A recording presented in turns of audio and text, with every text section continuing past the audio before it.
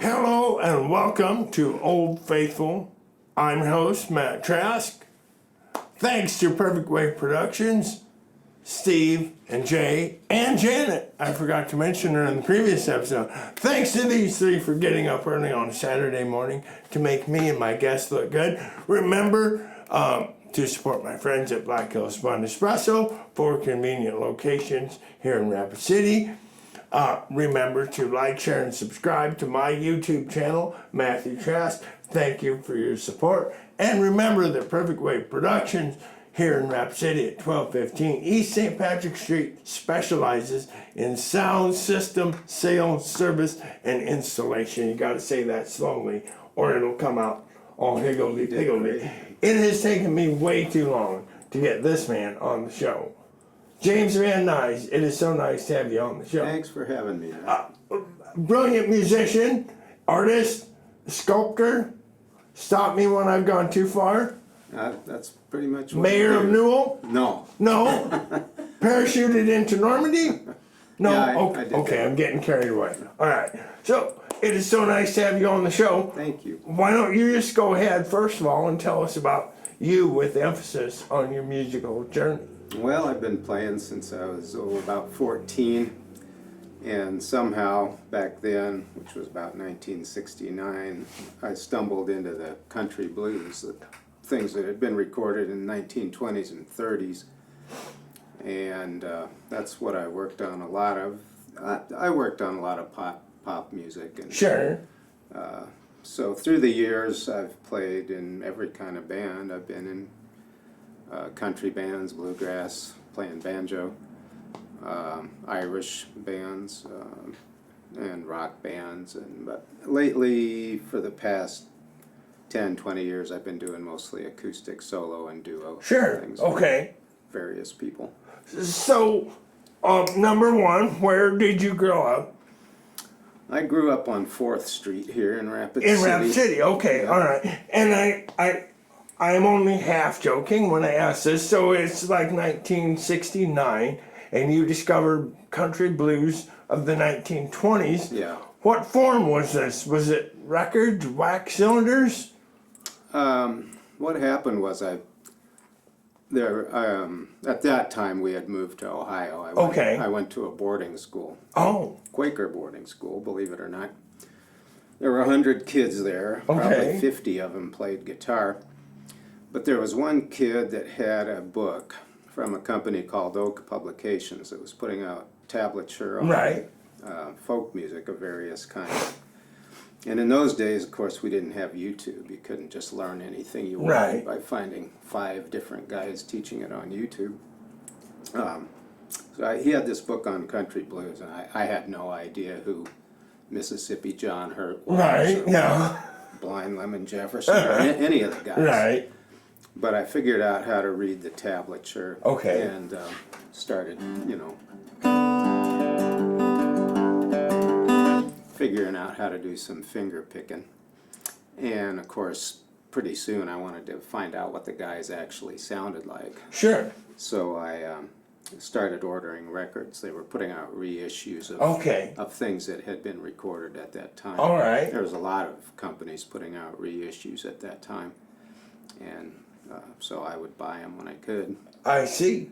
And I found out what Skip James sounded like. And I had seen the name Skip James on the Cream album. Right. Because they were doing I'm So Glad, which was one of Skip James's tunes. They didn't do it anything like he sounded. But I'd go back to the originals. And a lot of the rockers in the 60s were doing Sure. Yeah. versions of tunes that had been recorded in the 20s and 30s. So that's kind of how I got into the acoustic finger picking thing. Sure. So you're wearing a slide today. How long did it take you to introduce the slide into your playing? Because the slide is fairly integral to a I lot learned of that this. pretty early on because one of the books I had, I believe, had a transcription of a woman named Etta Baker. Okay. Really interesting musician. I think she was from North Carolina. And she may have played with a knife. Some of the Right.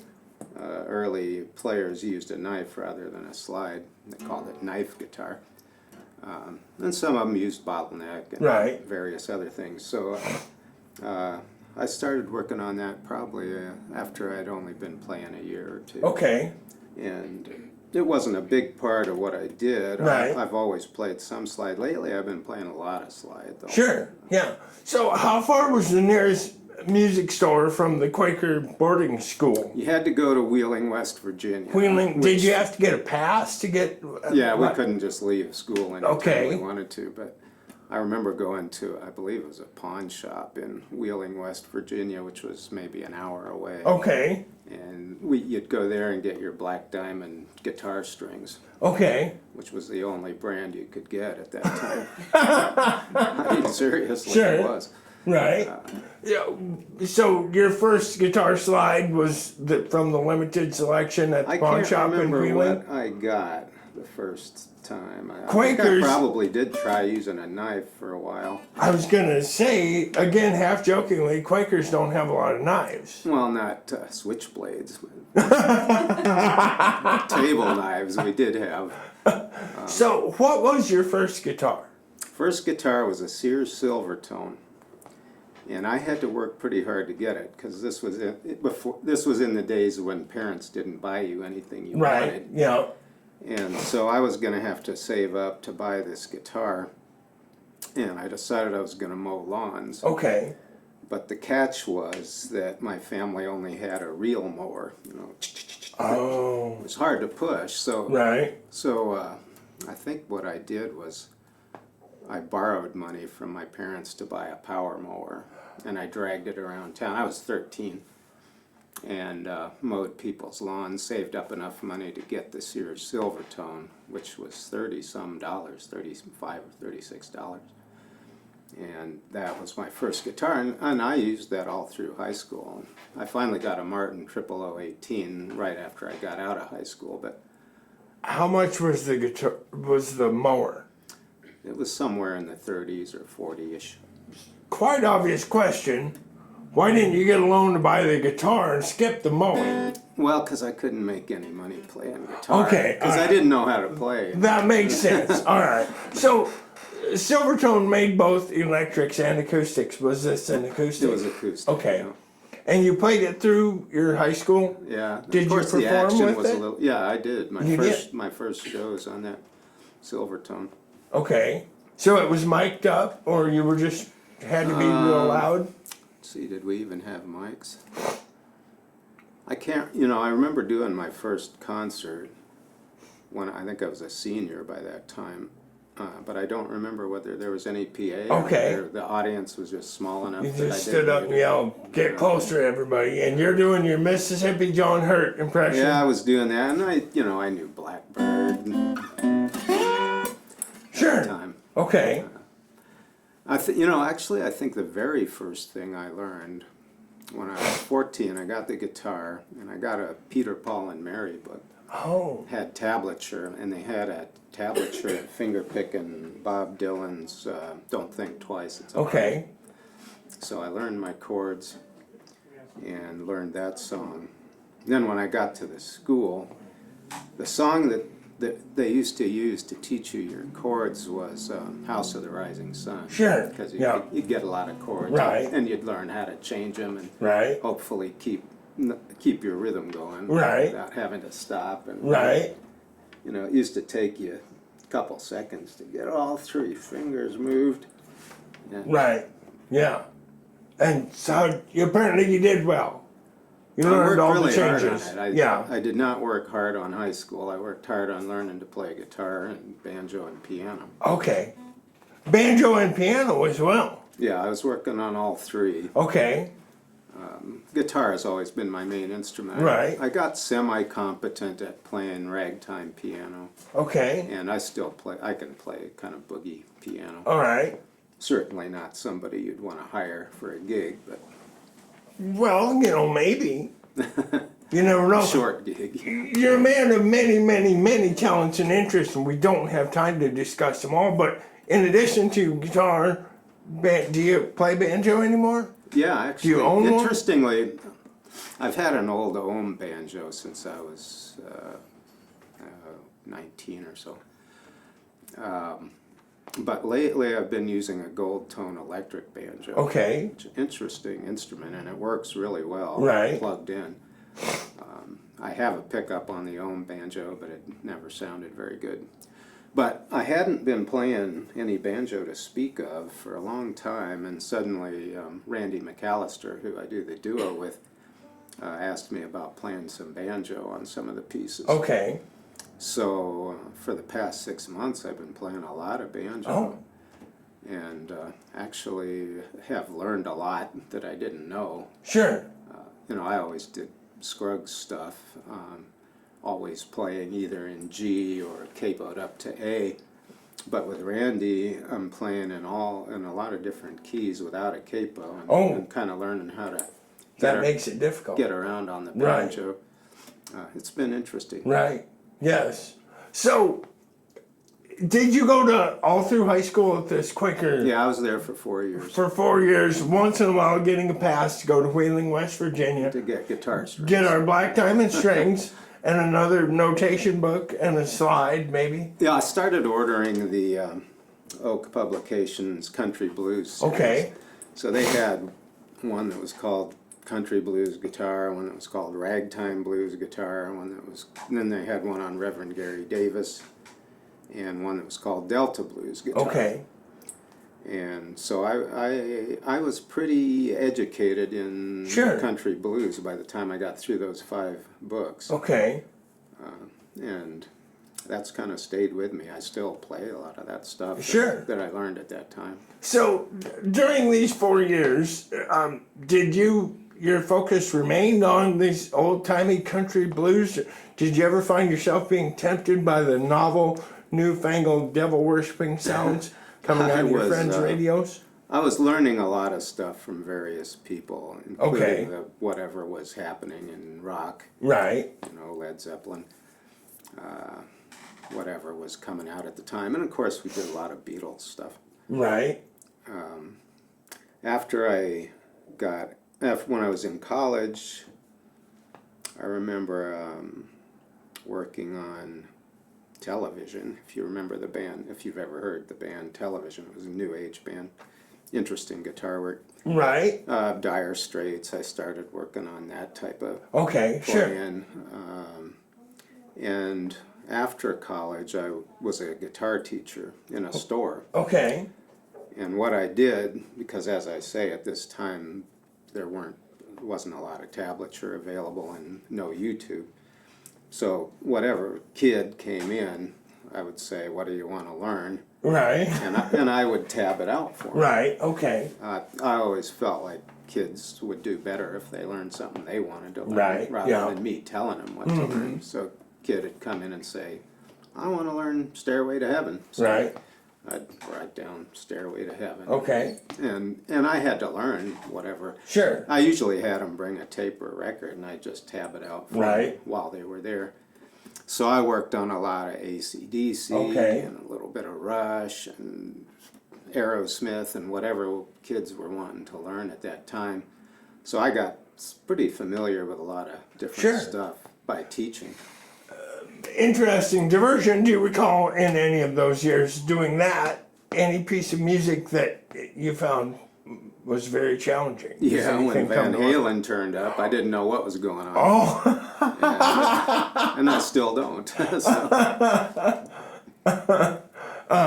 So we got through our high school years on a Sears Silvertone, right, which was admittedly very difficult to play. Did anybody ever come along and help you, or did you yourself figure out ways to make it easier to play? You know, the guitar was playable at that time. It had a higher action than what you would want. Probably good for slide. And there were people with better instruments. People weren't so affluent in those days. Right. So it wasn't like everybody else was carrying around a Martin. Sure, yeah. But I was aware of Martin guitars and good guitars, and my dream was to get one. And after I got out of high school, I did get one. Sure. Which I still have. So yeah, I started trying to work my way toward better instruments, but That interestingly, was my next question right there. So tell us about your second guitar. second guitar was the Martin 0018, Wow. and yeah, I used that for a very long time. Where did you get it? I can't remember whether I got that new or used. I think it was used. Okay. Probably saw it in a newspaper. Okay. All right. Actually, I think I got it in Cincinnati, and it was a used guitar Okay. I bought privately from somebody. Sure. Do you remember picking it up and thinking, "Wow, this is so much easier"? I thought it was really cool. Right. Just because it had said Martin on it, you know. You would think that was You cool. could go to a coffee house and not be laughed at Right, with your yeah. Silvertone. Do you still have the Silvertone? I don't. I was moving some years ago and finally had to stop carrying so much stuff around. Sure. I wish I had not dumped it, but Right. So you did have it for a long time. Yeah, Did you I did. ever go back and revisit it over the years? Did you play I don't it think I much? ever played it much. It was, it was good for slide guitar, Right. but I very seldom used it Right. after the early days. So the 0018 would have come from the factory unamplified. Did you leave it I that had way? a pickup. You added a to it. pickup. A Under the pickup saddle system or pickup. just a, okay, all right. And it wasn't a great system. I don't know who made it, but it made the thing sound more like a dobro when it was Sure. plugged in. Yeah, And this was, in the early days, and there wasn't that great of stuff available. no. And I've never been a very technically savvy person anyway, so had there been better stuff available, I wouldn't have known it or wouldn't have known how to get it. Or Sure. And I've never been a connoisseur of guitars. You put me in the next room and play two of these guitars, one costing $200 and one costing $2,000, I wouldn't be able to tell the difference. I think a lot of us are that way, really. I can't tell a lot of the time. I know that I like this one better than that one, but if I don't have them both there, I'll play this one. You know? Yeah, and I suppose with really radical differences, I mean, I could hear the difference between dead strings and new ones, for Right, example. yeah. But, and I've gone back to playing pretty cheap guitars. These are made in South Korea, I believe. They're $350. Right. So I don't want to go to a gig with a $3,000 guitar and have somebody knock it off the stand, There are considerations like that. Let's go back through your years of being in bands and stuff. What was your first or your most memorable electric guitar and amplifier? Let's see, I got a Les Paul Custom, which was a factory second. That was my first electric guitar. Actually, I think I had an electric bass made by a company called Sakova, I think. Some kind of Asian Okay. thing. I had that at the end of high school, but the first significant electric guitar I had was a Les Paul Custom. It was a Finnish second, so it Okay. had second stamped on the back of it.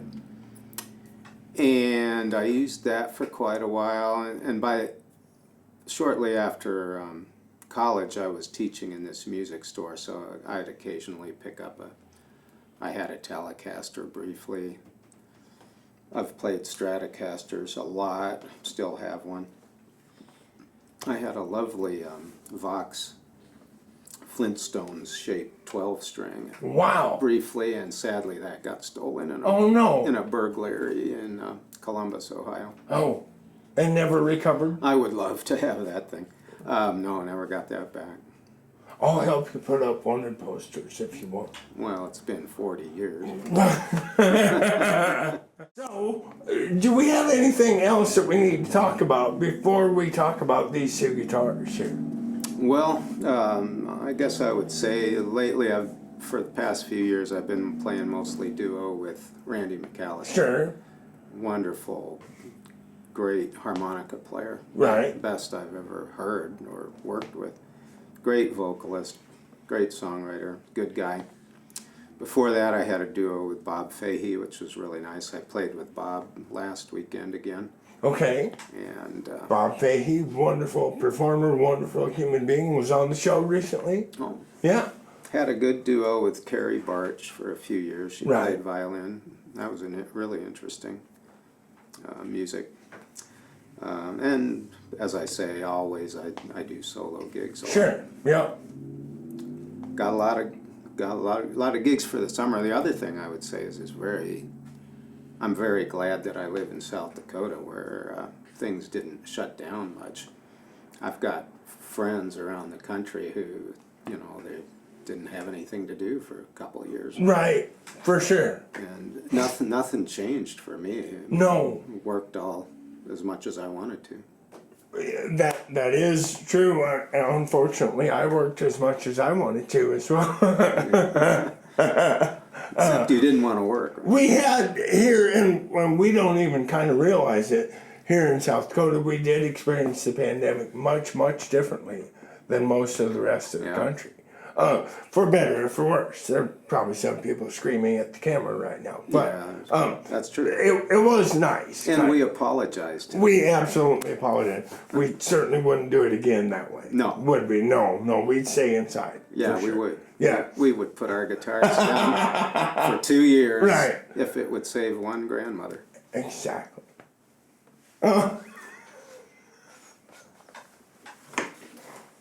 You can edit that out. So. But Steve won't.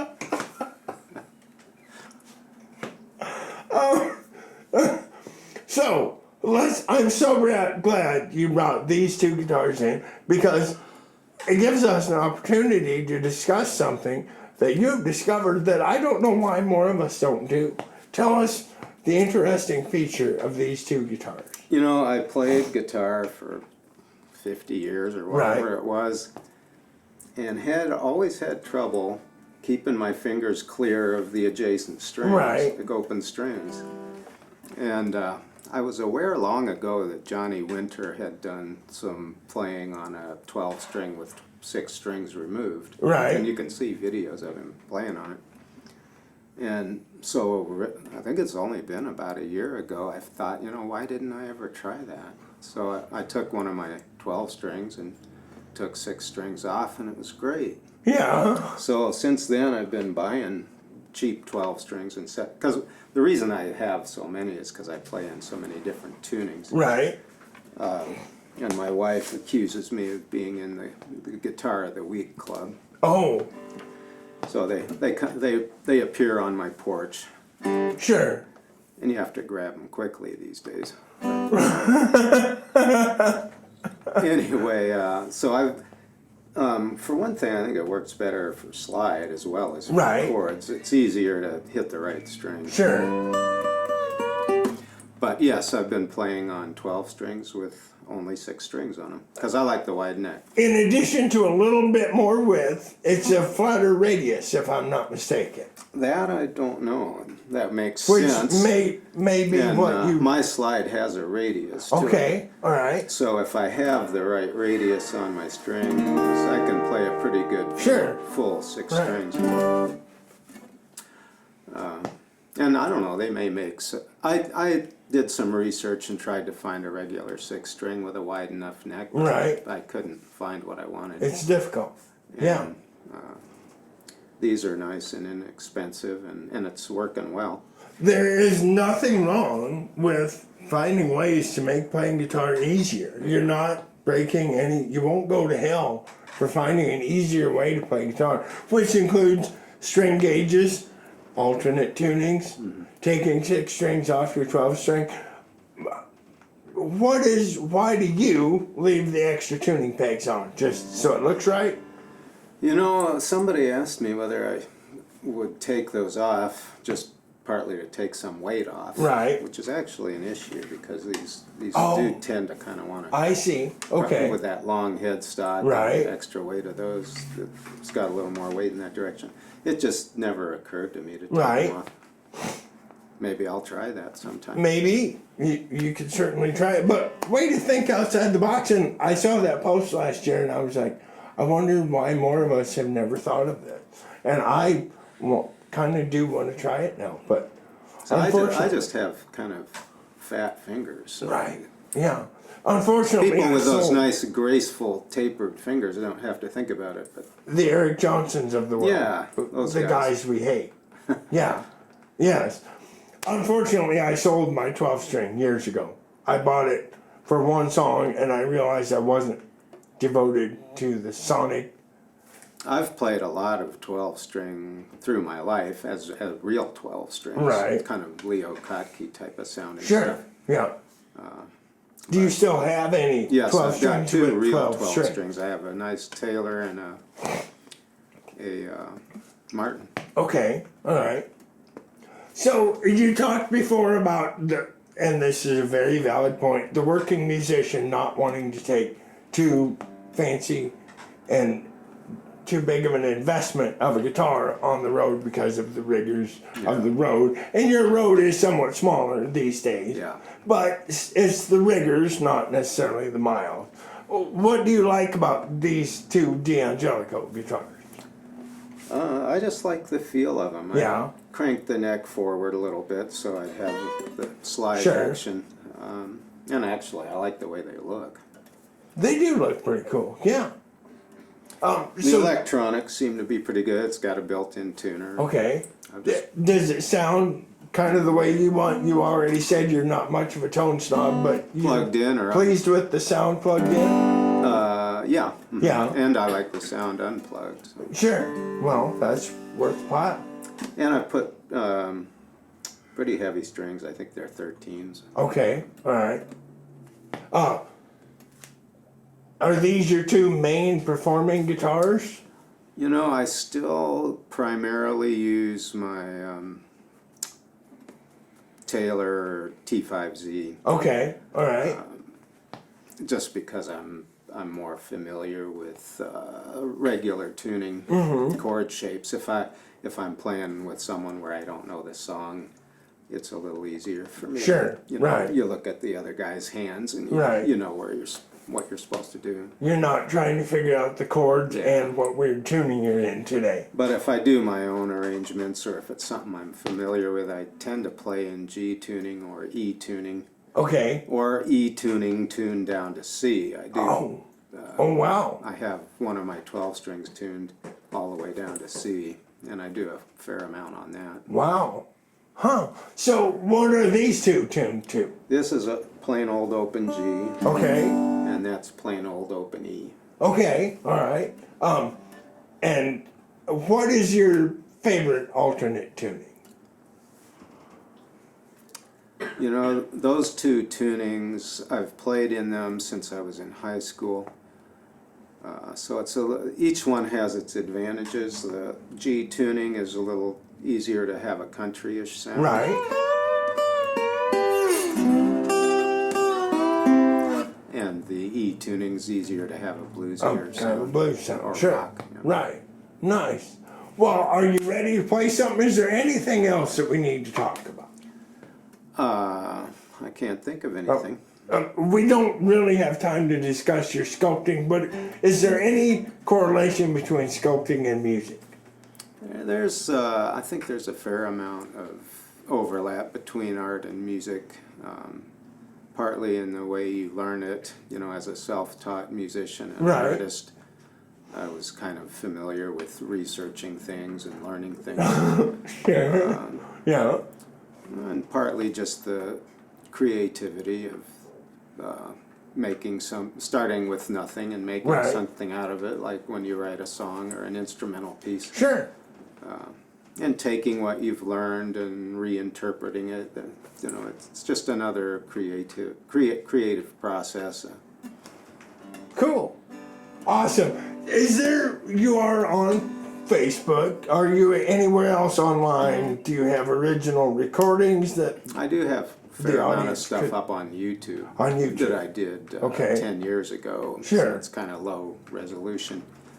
And, you know, as I say, I'm not technically brilliant enough to make a really good quality recording, but you can tell what I'm doing. Sure, yeah. So look up James Van Nuys on YouTube Yeah. and you could Some find. of it's pretty interesting, I think. Well, he's a very interesting man. It's worth a deep dive into YouTube. Are you ready to perform something for us? Sure. After I do my little dog and pony show here. Yep. Remember my sponsorship with Trask Hay LLC, large rounded square bales, and more importantly, custom haying services. We've just gotten 2 weather systems come through. You might have a hay crop. Call Joe Trask, 515-0858. Leo Kotke says, change your strength. Ladies and gentlemen, James Van Nuys. Thank you.